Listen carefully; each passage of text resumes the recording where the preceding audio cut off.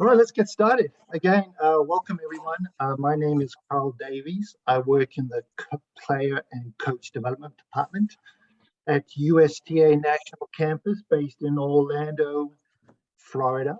I was going to say South Florida, not today, unfortunately. And so I would love to go through the run of show for this evening's virtual summit. Thanks very much to everyone for joining us this evening. We hopefully, sincerely hope that you get out of this. So just going down my run of show there, just some housekeeping rules.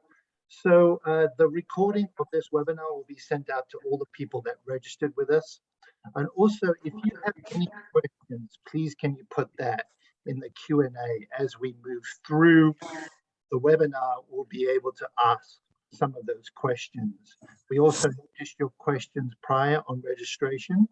So yeah, we're hoping to get through as many questions as we can. Going to give a short introduction of where we are in terms of this summit webinar. As per the name of summit, is a culmination of the webinars that we did last year. And we're also going to hear from our parents. So we've invited some parents to join us tonight, Hal and Jairus. So we're going to ask them a few questions on their experiences with the webinar.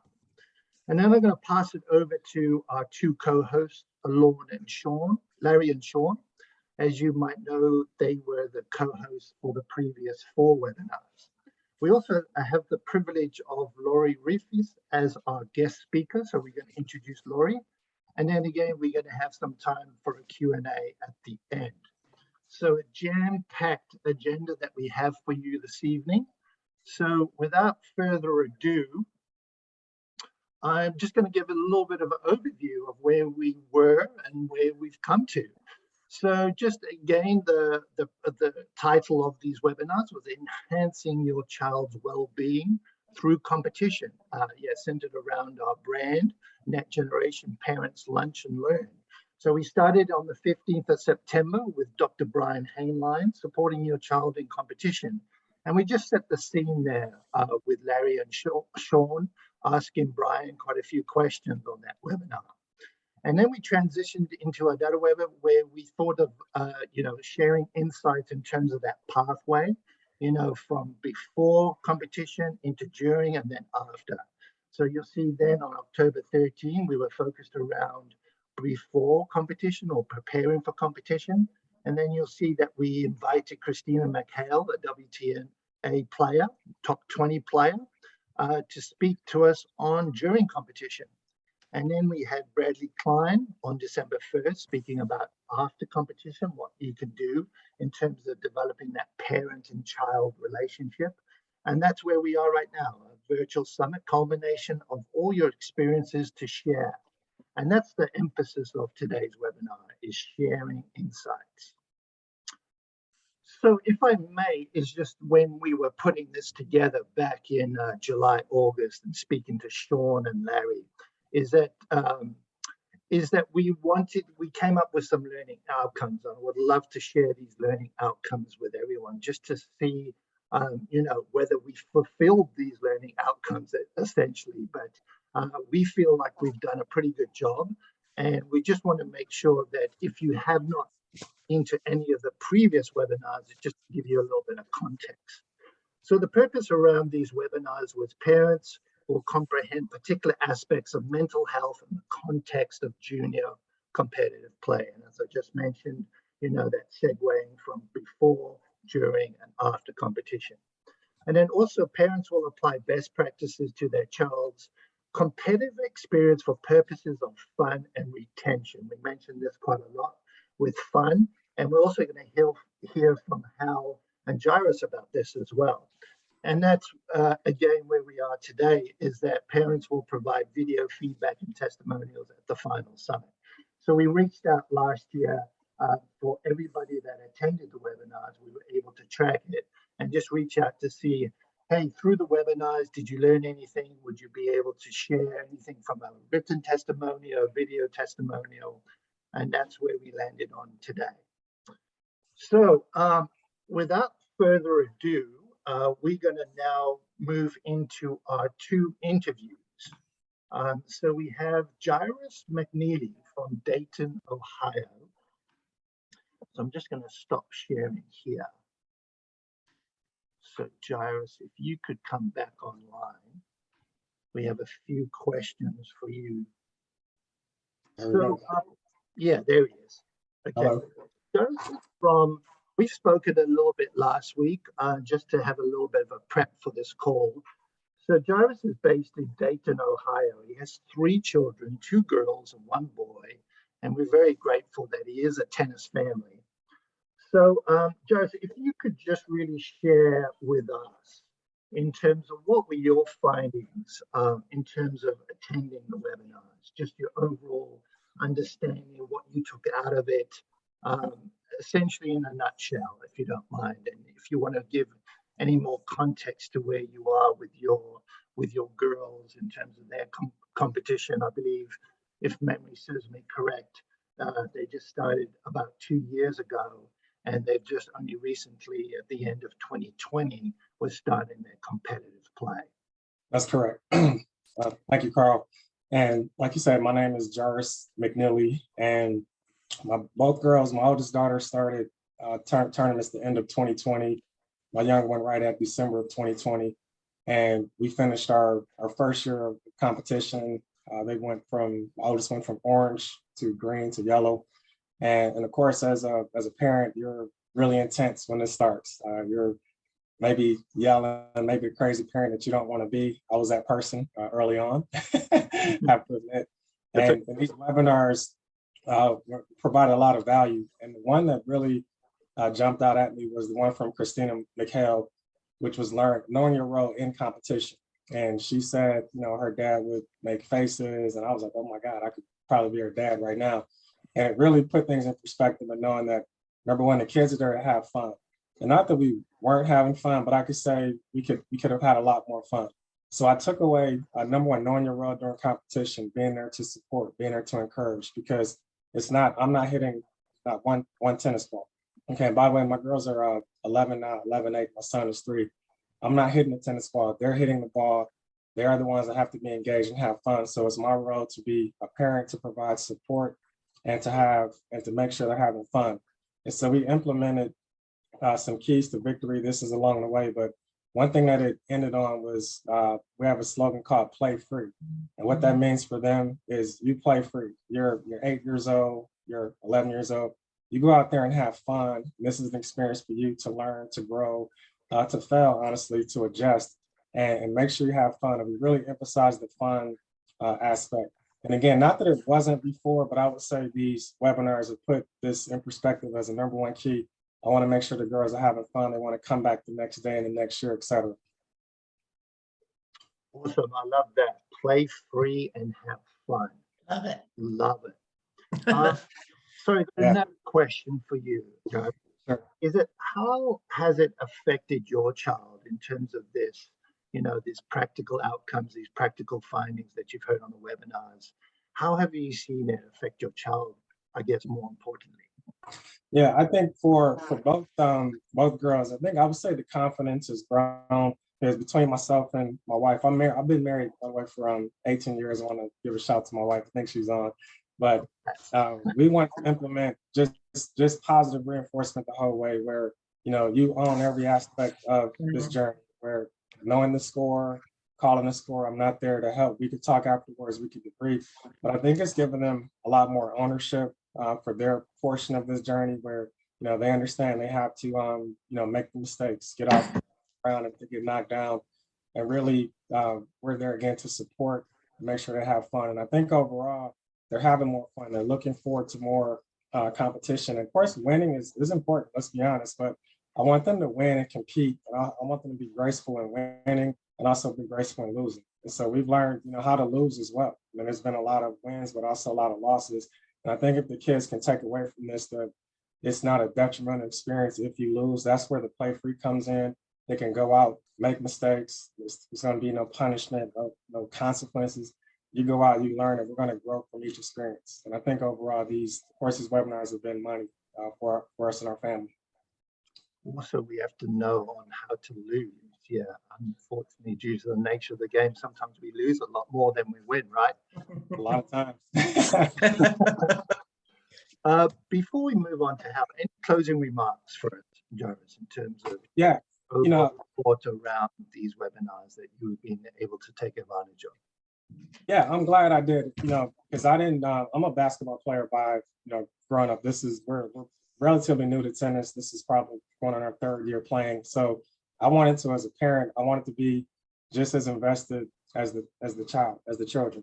I wanted to learn the game, learn the industry, anything that I can do better, that I could add value to the kids. So I encourage the parents out there to take advantage of these webinars. I mean, they were only 30 minutes. They've been recorded. I've gone back and I've taken notes. I learned about some of the nutrition aspects, some of the physical preparation. And I think overall, these have been something that has added value to my, baby coaching career, if you will. Just learning how I can implement things and be better, and just overall have a winning experience for the family. Thank you very much. A huge round of applause for Jairus, a virtual hand clap. Really appreciate your time this evening, and congrats on what you've done with your kiddos in terms of the tennis and competitive experiences. So if we could bring in Hal, we have another parent with us tonight.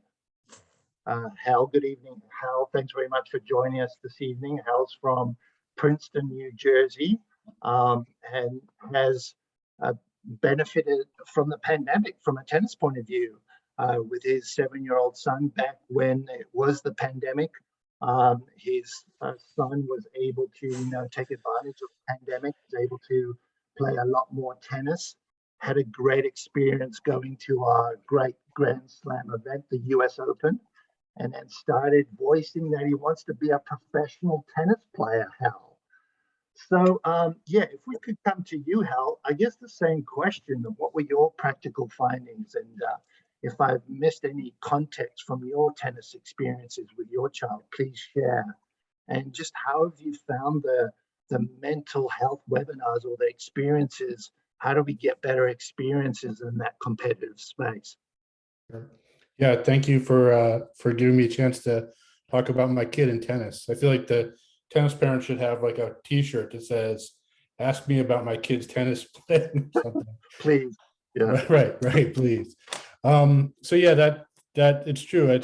It's like the one thing the pandemic has given us was it because it was a sport that was available to play because they could do private lessons outside and be far apart.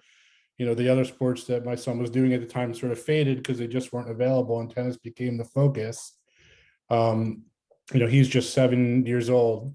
So even then he wasn't quite playing competitively, but he did start this past summer when he turned 7. And now he's played a lot of orange ball tournaments and actually has his first green ball tournament coming up this Saturday. So fingers crossed, that should be a good experience, although it's going to be tough. The webinars have been extremely helpful. I mean, one thing that I think is great is that it takes the mental health and the parenting aspect seriously.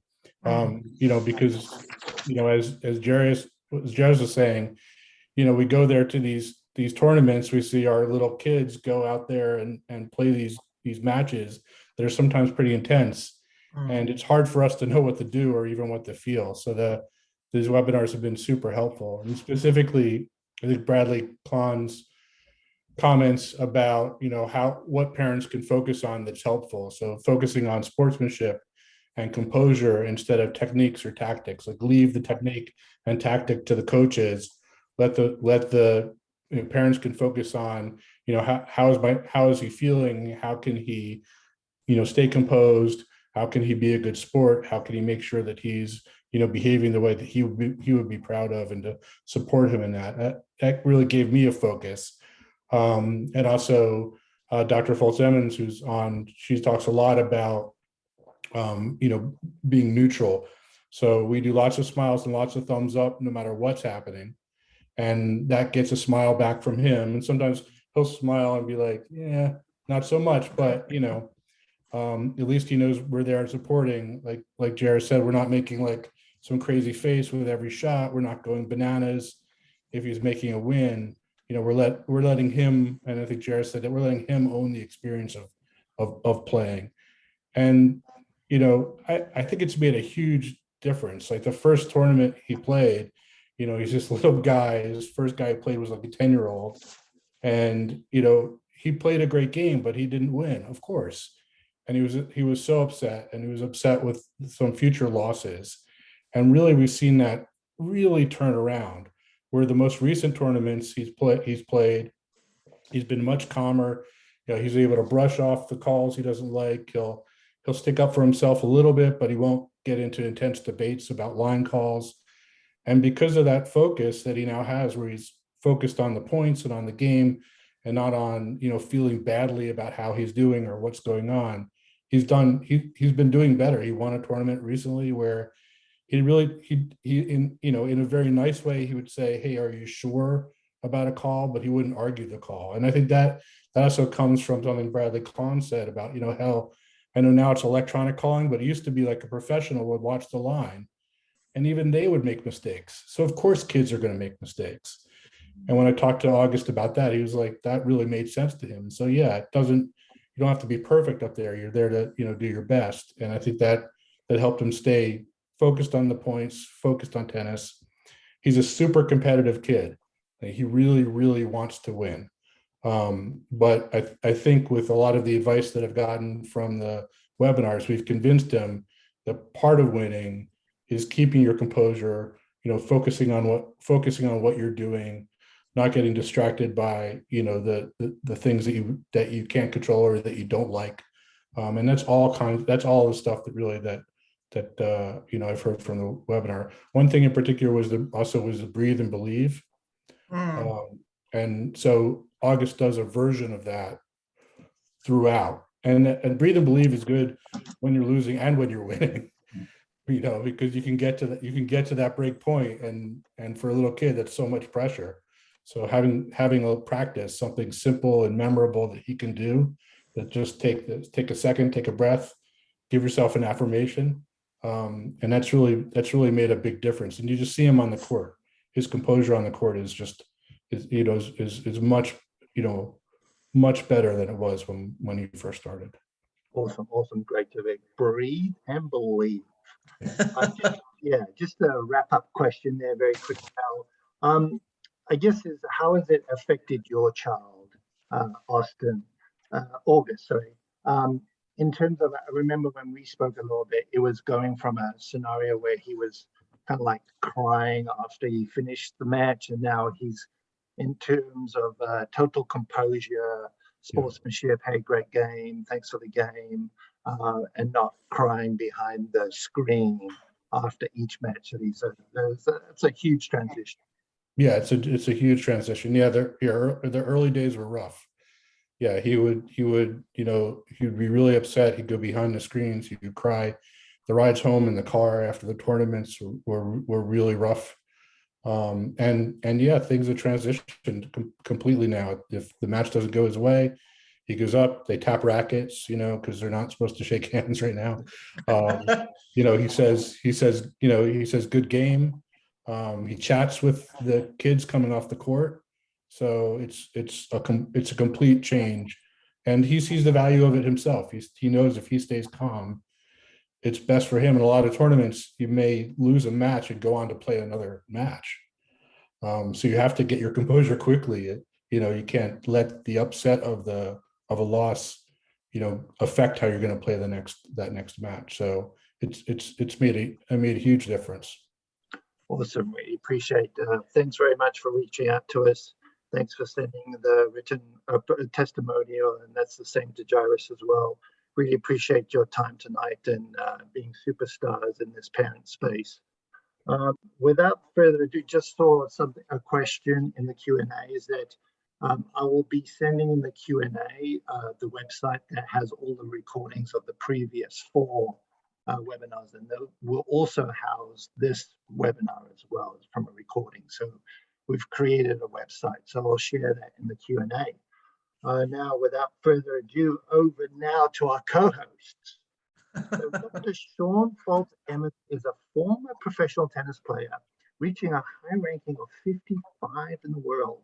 She was also a top-ranked collegiate and junior national player, Shawn. Why are you laughing? It sounds funny hearing about myself. Currently, Shawn is a licensed psychologist with her own business, Advantage Performance Consultants, and currently sits on the USTA Sports Science Committee. Now over to Dr. Lori Lauer, is a mental skills specialist for USTA player development and heads the mental performance team. The player development team member, Larry has worked with junior, transitional, and professional tennis players and the national coaching staff. He has been a sports psychology consultant for over 2 decades with elite tennis players from juniors, college, and pros.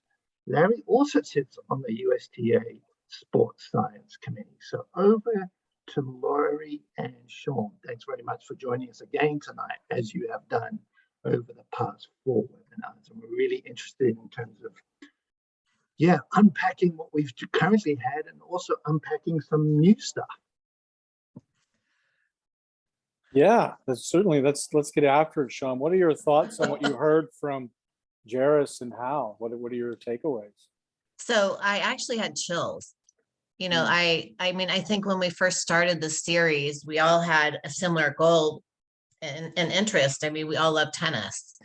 And we also want to be able to help in some way. And one of our goals was to try to help educate about mental health and what it looks like, and try to help parents support their children in a different way, and ultimately look at tennis as something that they can have around for a lifetime. And I think it sounds like we've, at least in the views of those 2 parents, accomplished some of that goal. I mean, it just gives me chills when I hear people say that there's some piece of what we've done really helps them.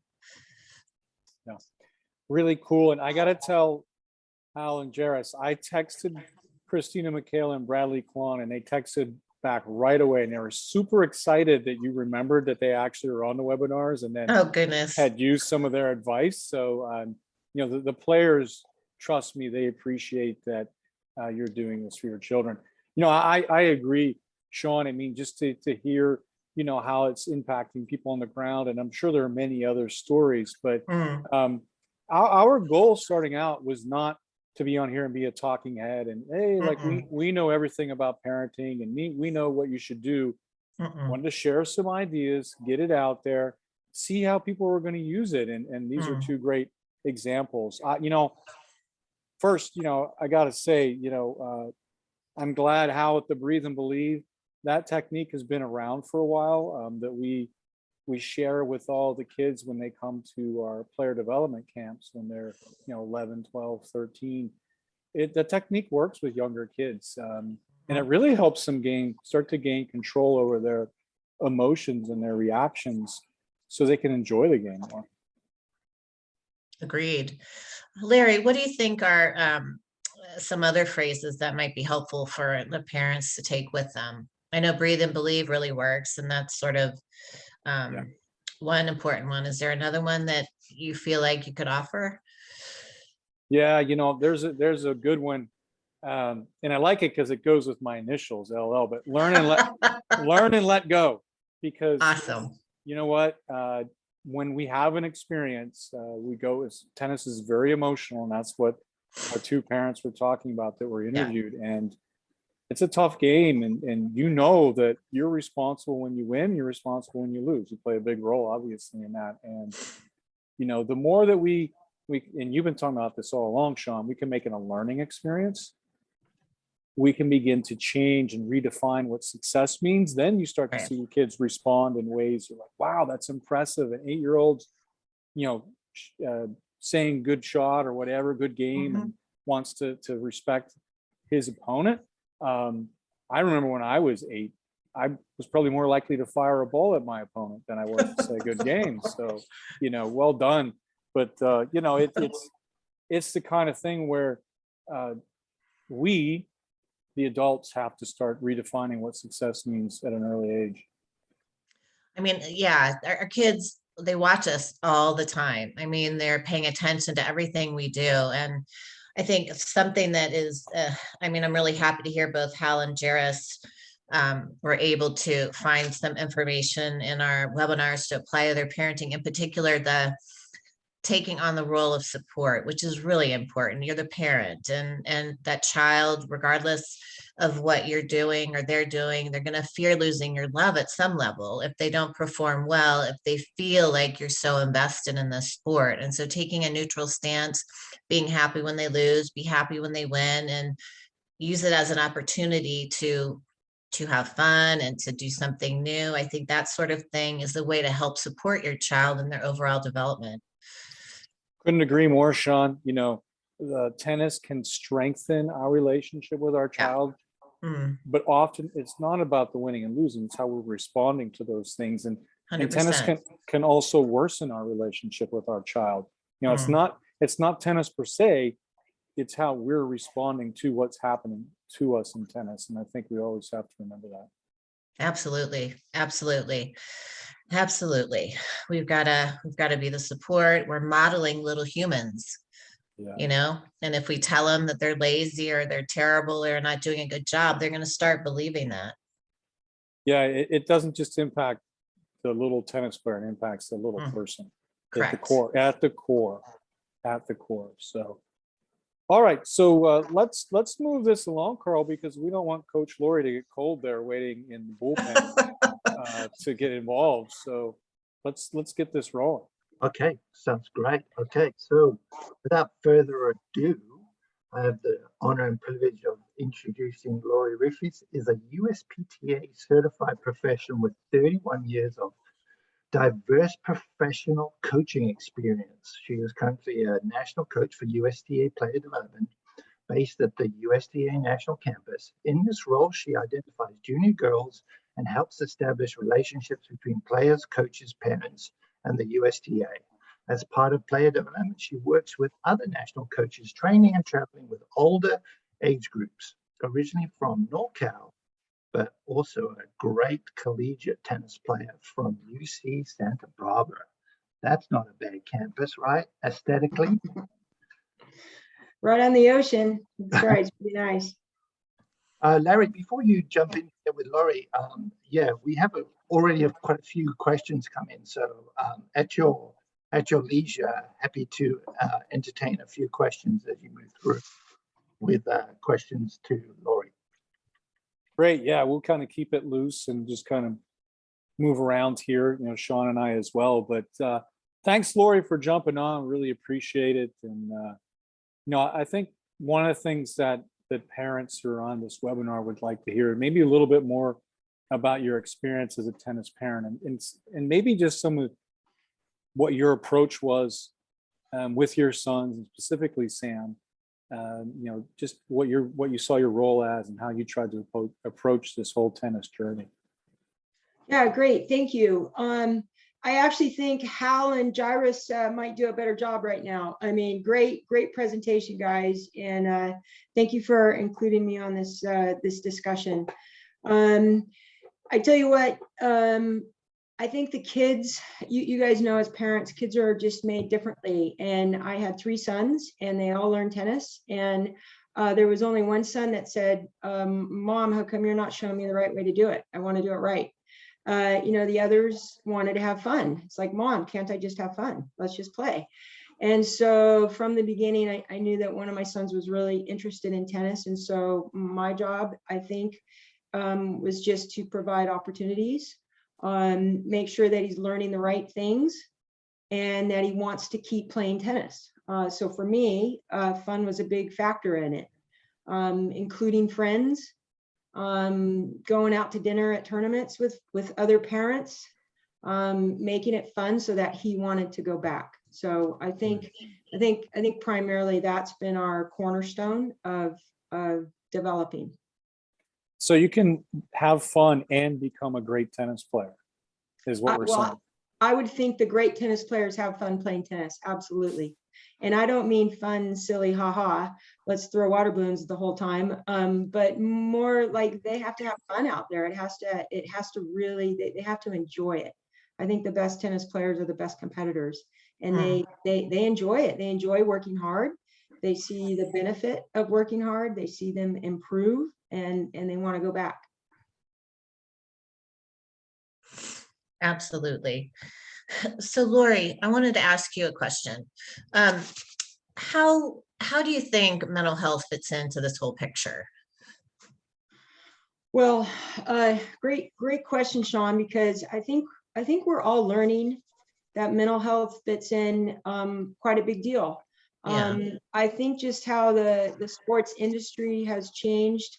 Way back in the days when guys were playing football, they weren't allowed water, and I think it's changed also for mental health. And we're ending a period of our lives that we haven't seen before. And I think that kids have been impacted by that. And I think we need to watch for that, number one. But then tennis is a stressful sport. And I think that it can be a microscope of other issues that might be taking place, because it's an individual sport. It's not a team sport. Kids don't get lost in the crowd.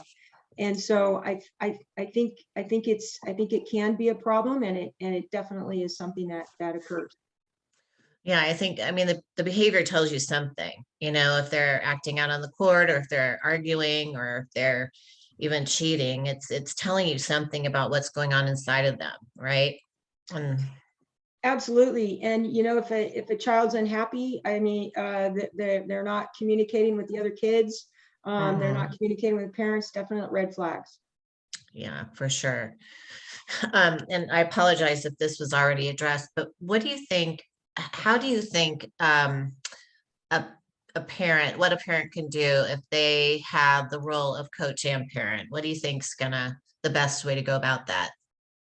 Well, I did see that was a question in the comment session, and I think there's many different ways that a coach and a parent can do this. I really only know the way that I did it, and there was a time for tennis, and there was a time for me being a mom, and I tried to separate the two acts. And so I would never assume that my son wanted to talk tennis when we were at dinner, when we were in the living room, because I was a mom. I'm not his tennis coach at that time. But when we were on the court, it was tennis. And I would always say, hey, when you want to talk, there's something I want to talk about tennis. So I just separated it. That was, Shawn, that was how it worked for our family. I'm sure there's other ways to do it. I've heard of some parents that wear a hat, and if they're coaching, they wear it forward, and if they're not coaching, they wear it backwards. And it's like, don't talk to me about tennis right now. So maybe the kids should do that too. But immediately, right? They hold up a sign saying no go. Yeah, I'm off Lori, duty. no more tennis, Lori. That's right. We're done. But you know, I can say, Shawn and Lori, that in my work with players, that so many times in a one-on-one session, and a player will say to me, yeah, all my parents ever talk about is my tennis. And I'm not sure that the adults understand the impact that has on the young person.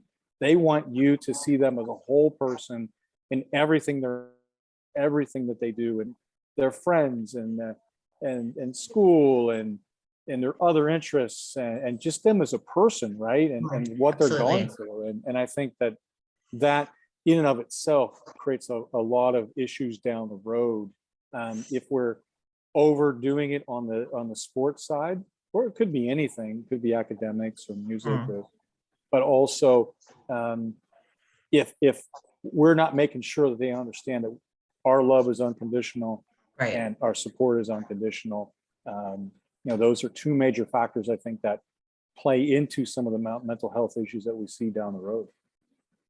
That's a great point, Dr. Larry. And if I can add to that, I think the best athletes are the most well-rounded. They're the ones that are able to rebound from defeat, weather the storm when they're injured, deal with a terrible sling of losses due to whatever, bad draw, bad play, changing age groups. And I think it all starts at home, where you support your child into becoming a person with interests. And one of their interests is maybe a drive to be a tennis champion, but that's one interest. Yeah, and it's certainly important. And then we start, because this whole series has been about tournaments, Lori, and what the parent can do at tournaments. But just taking a step back before we get into that, because tournaments is where everything sort of comes out. That's been my experience, right? Where now we're in front of everybody and we need to perform, and a lot of the stuff comes out at that point, the good and the bad. But what effect do you see tournaments having on children's emotional states? That you spend a lot of time with a lot of different children, Lori, and what do you see happening when they go to some of these tournaments? Yeah, well, it's pretty stressful for them. You're dealing with a young child in a very stressful situation. If the only talk at home it was about how they do in this tournament, they go to the tournament wanting to do their very best. They look around, they see other athletes that might be taller, they might have better equipment, they might have better clothing. They already feel like, oh, I'm going to be outplayed, or I'm going to embarrass myself. And then they go out there and there's people watching them that they don't know who these people are. I mean, it just puts a lot of stress on them. I think a lot of parents, and this was talked about earlier by some of your great examples of parents, they want to please their kid. The kids want to please their parents, and Right. That puts extra pressure on them as an athlete. And I don't know about you, but if I'm upset or stressed, I say things I shouldn't say. I do things I shouldn't do. And I can't imagine an 11-year-old acting better because of their maturity. So they're definitely gonna go through some different emotions. Absolutely. So interesting. I mean, you get the most out of a happy person, right? Not only as a parent, but also as a coach, and trying to find the balance of what works for each child can vary depending on their personality or temperament, right? Absolutely. And you know what? Tennis is one of the best sports to develop that. I mean, they're out there competing by themselves. The best tennis players are the best problem solvers. And good point. When we want, as a parent, we want our kids to be exposed to different situations, and we want them to, be resilient and figure out how to get out of that situation. And so tennis is a great training ground for that. It's not easy. The kids are going to make mistakes, but it's still a great arena for them to try this. Great points. It's sort of a microcosm of life, right? You learn these skills on the court that you can apply to life all along the way. And problem solving, like you said, is so important. Conflict resolution, what do you do if you're disappointed? Do you apply mindfulness, or do you explode? Do you breathe and believe and move forward? I mean, these are all life skills that your kids can learn for later on. And it's really important to spin that and pair it with something that's positive, right? Because then they're more likely to repeat it. Very well said. Yes, I'm still learning all of that. So yes, Yeah. it's not easy. Yeah. I sorry, I'll be real quick. I get questions all the time about, what in my clinical practice, like my son or my daughter likes to play Xbox, and, how do I get them off the Xbox? And I'm like, well, let's look at if we should, because Xbox is, it's controversial in some way, but it's like tennis in that you learn problem solving in some games, and you learn conflict, you learn how to use your brain, and it's a puzzle, and you try to get yourself out of tough situations. And I think if you can look at not only tennis, but other situations in life and try to look at the reason why you're doing them, I think that's going to be really important. It's the process over the results. Yeah, and if we can apply that to one of the questions that deal with, how do you deal with opponents that cheat? It's a great opportunity for your son or daughter to be exposed to situations where kids are not making the right decisions, and it could be by intentionally making a wrong call or a mistake. I mean, they're kids. and then learning how to deal with it. I mean, it's part of tennis. And believe it or not, even at the Australian Open, the officials are making calls that the professional players don't believe in. And so the sooner they get exposed to this is just part of tennis, let's just, learn from this. Unfortunately, it sours a lot of kids from playing tennis due to a few bad apples, but it's well worth it to learn how to play against all types of players. Yeah, that one always gets me, Lori, because I think that we, again, the adults, need to change how we talk about these things. That sometimes people cheat, and it's just an accident. They think that it's out, and it's really in, or your perception of it could be wrong, because we know that not that every challenge, sometimes it's gamesmanship when they challenge these calls when they used to, but the pros weren't very good at over getting calls overturned on the pro tour either. So it's not like they're getting all these things right when they're watching the ball. So it's really hard to call those lines. And then you're asking someone who's 11, 12, 13, who really badly wants to win, and now they got to make this real close call. I think the more that we can explain that, look, this is, like you said, it's part of the game. We can learn from these experiences, but also if someone's doing it on purpose, they're doing it on purpose. To me, that can be empowering. Wow, okay, they can only beat me by doing that. Well, then I'm going to give them more of my game. I'm going to make me really deal with my game now, because the goal isn't necessarily to win the match at this level. It's about developing. It's about learning, and you get these great opportunities. And when we focus on the officials or we focus on someone cheating, I think we really miss the opportunity. That's the noise. Yeah. So let's move this along then. So, Lori, I'm going to jump into something a little different here. So, as a coach role, okay, you got players going into a unique situation, maybe La Petitas or a big event they haven't played yet. How do you, as a coach, prepare these players for these new or unique kind of tournament environments? Well, you want to simulate the event as best as you can in practice. So that means, if you're going to have 8 o'clock matches at the event, then you have 8 o'clock practices, so that you learn when you wake up, when you have breakfast, when you go to the tournament, when you warm up, and then play. So the first thing is to simulate that type of event. Another way to do it is to visualize.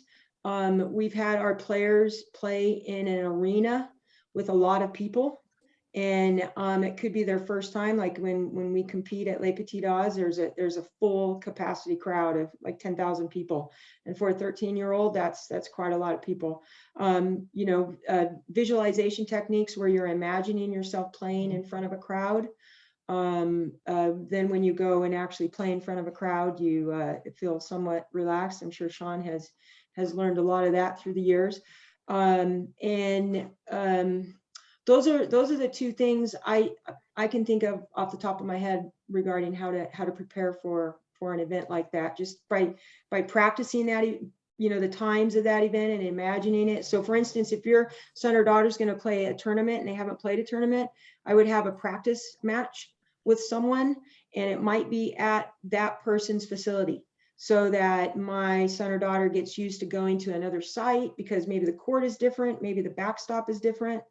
It helps to look at the tournament site so that you have a visualization, so that you can visualize, and possibly go early, check it out. Yeah, maybe go hit in the courts even. That's tremendous advice. Mm-hmm. Yeah, definitely. Parents, just to make things different, and to make things complicated, all courts play differently. So possibly your sons or daughters might not know the difference yet of the court, but some play faster, some play slower. The backstop, where the screens are, sometimes you have a backsplash, sometimes you don't. And it affects how you see the ball. It might be shaded. There might be leaves on the court. There might be wind, it might be in an area, it might be at a park where it's loud. There's people playing music or cars honking. There's a lot of things that kids get used to by playing at different sites.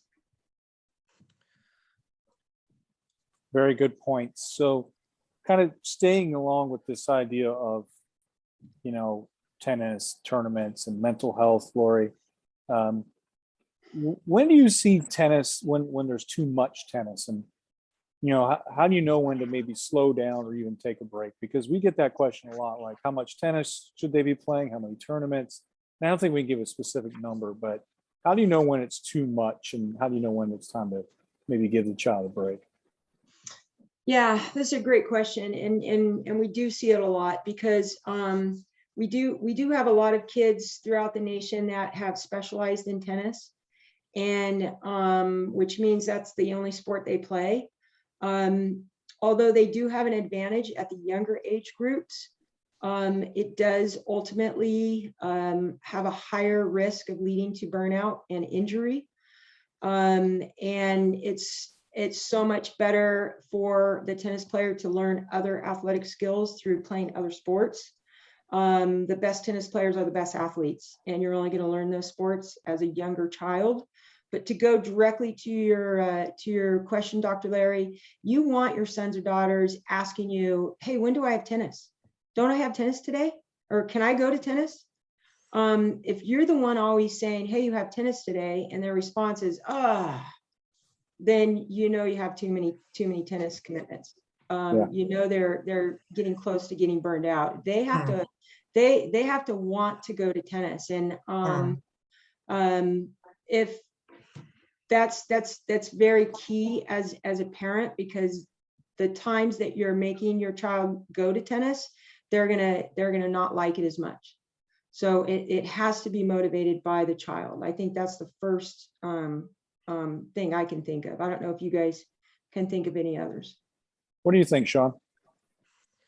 Well, I think if you pay attention to the behavior, I think if the behavior is changing, if there's any, and it doesn't necessarily have to be behavior that's consistent with depression and anxiety, or although it can be, but if there's any change in behavior, if the child tends to be more agitated or irritable, is starting to, I think this was mentioned before, just, sort of resist kind of doing what is, needed in order to go to tennis, like put on their shoes, or if they're late. I mean, that's a first sign, I think, in a lot of kids, is they're late. Mm-hmm. Okay. Mm-hmm. And so I think it's important just to have balance. And if they don't want to play, then give them some time off. They're kids. Let them be kids. Let them just kind of hang out in the room for a day or something of that nature. But balance is really key. Yeah, I agree, Shawn. I'm sorry, Dr. Larry, if I can just add one thing. Go right ahead. I think it's important for the kids to know their responsibilities, however, and if they've signed up for a clinic and it's for 2 more months or 1 more month, then it's talking to them about, well, we signed up for this, we paid for this. True. And you're going to complete this. However, when it's done, let's not sign up for it. Let's look into a different sport. Let's look into something else. And then, let's take a couple months off tennis, and then let's come back. Great advice. That is good. And I think we can all relate to kind of this, burnout or languishing in different ways during the pandemic, as we're dealing with all these stressors. And, when you start to feel a little bit stale, like you're not as interested and doesn't seem as enjoyable, or you're as into it. And I've seen it with pros too, as Lori knows. Just having that day off can makes such a big difference. And I think everybody worries about, well, what happens if we take a day off? What's going to happen is they're going to come back even better.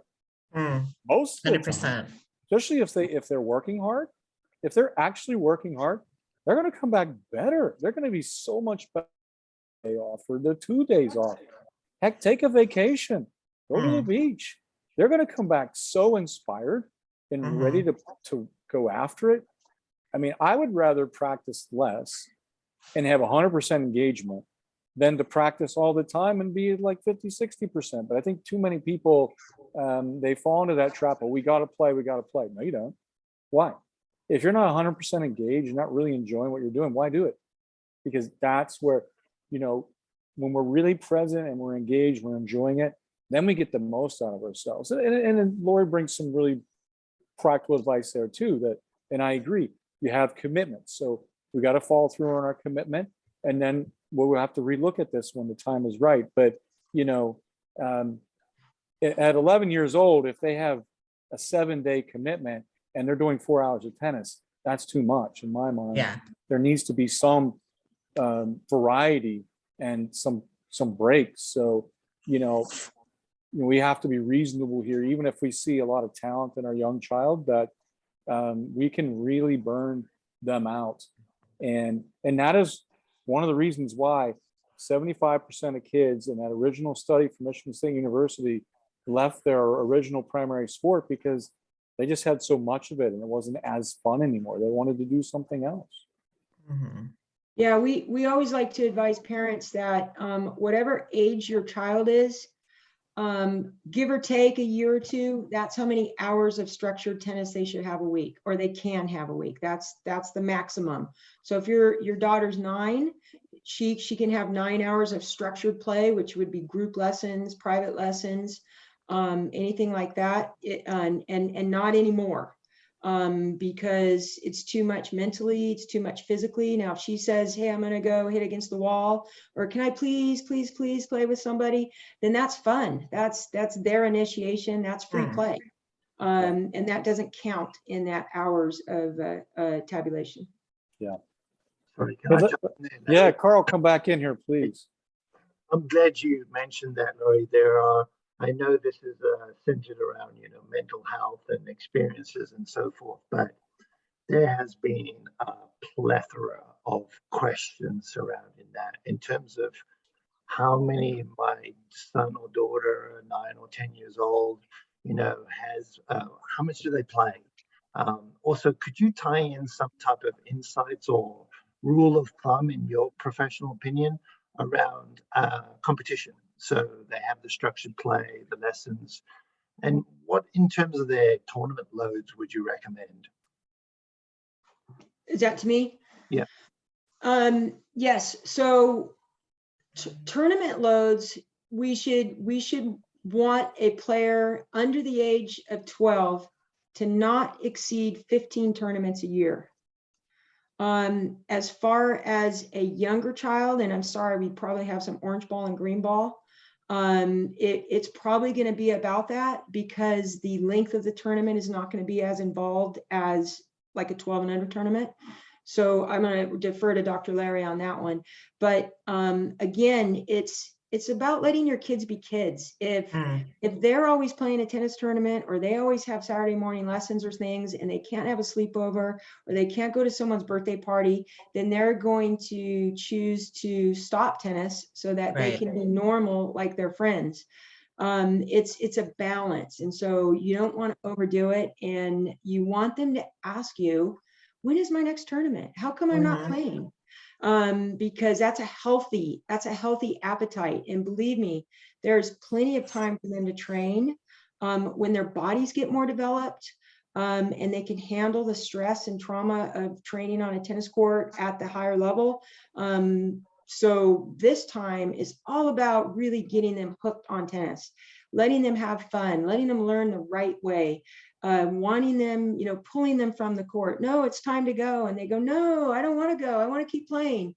Okay, 5 more minutes, but not, no, keep playing. And they're the ones saying, but I'm tired. And you say, no, you got to practice 5 more minutes. I mean, it's really just putting it into a place where they want to play tennis, because if they want to play tennis, they'll get better at tennis. Now I know why we get along so well, Lori. We're like thinking with the same brain here. That's a compliment to me, Larry. I don't know about it. That's a compliment to you. It is. It's a compliment to me. So, I think that you've done such a great job as a parent and a coach, sort of navigating this whole experience, Thank you. that you're able to, you have this well-adjusted son who's just a great person and a great tennis player, and going through this journey. And I think one of the things that you're professing here is this long-term perspective, right? Like, Yeah. we don't need to be in a hurry right now when they're young, when they're playing green ball, orange ball. Like, let's let them enjoy it. Let's let them play. Let's let them learn, develop that passion, that love. What we see from a lot of great players is they're actually the ones, at a young age, they're at 13 saying, hey, I want more. I want more tennis. I want more tennis. And the parents aren't the ones saying, you should do more. You should do more. You should do more. And you hear that from a lot of those Driving the parents. train. Yeah, that the kids are like, I want to do this, and so people always ask about specialization. Like, when should my kids specialize? And that's a really hard question to answer, because I think you have to know the kid and their goals and what they want. And that should never come solely from the parent.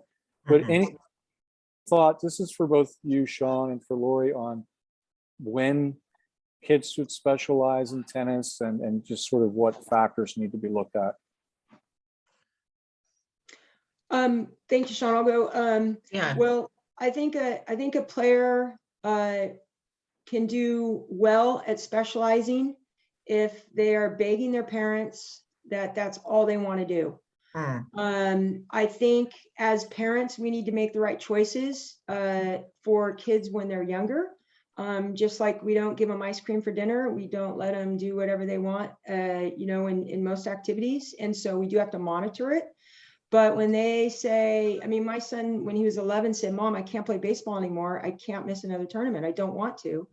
Then he started to specialize, but that was after 5 years of playing 3 other sports.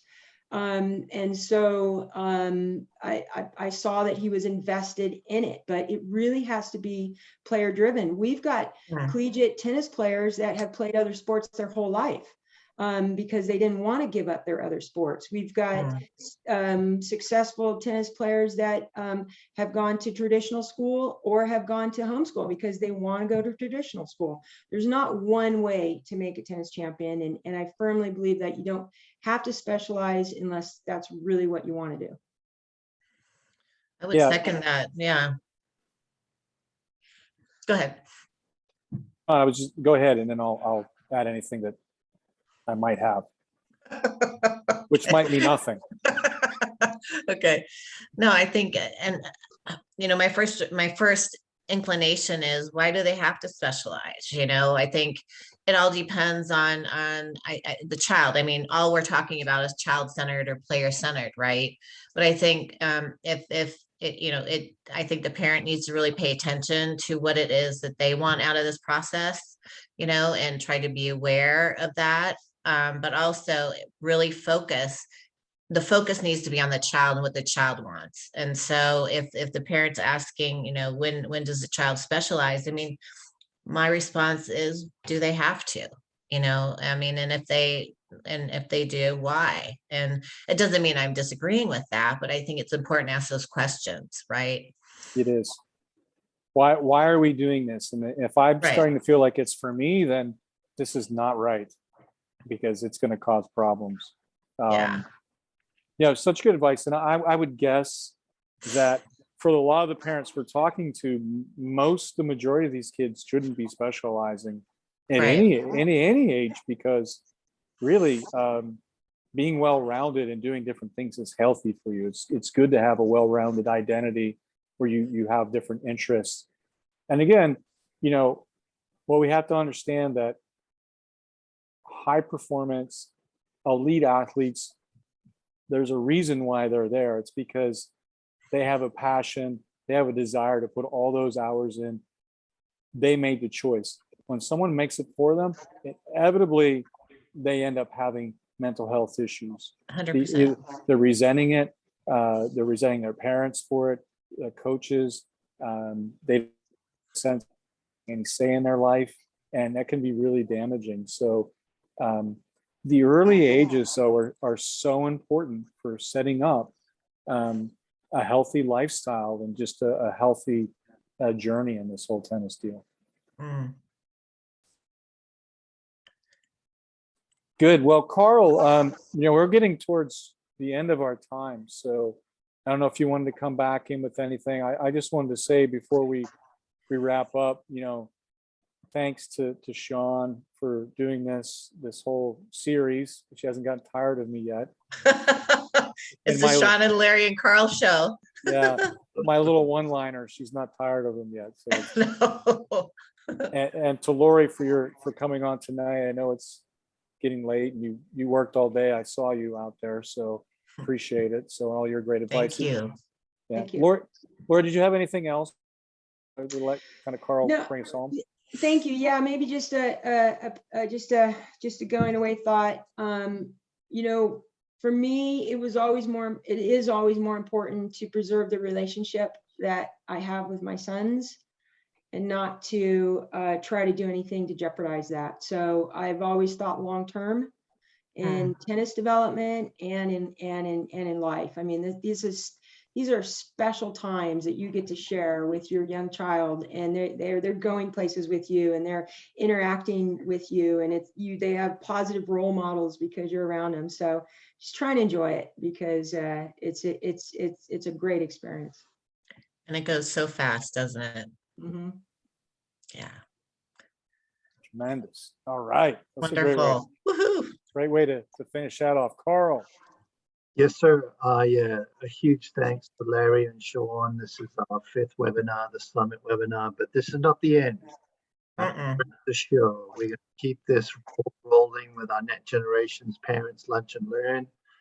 We've had great insights. I know there is a survey at the end of this webinar asking for you, in terms of the audience, is what would you like to see in all future topics for our webinar? So please share.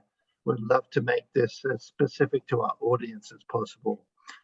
Huge thanks to Lori, and I'm not quite sure whether Hal and Jairus are still with us. A huge thanks to them. And thank you very much for attending this evening. And we sincerely hope that you improve, that we've been able to provide some practical insights or some tips in order for you to enjoy your tennis experiences with your child, not only in a play format, but also a competition. So thank you very much. Have a great rest of your evening. Good night, everyone. Bye. Night. Thank you, everyone.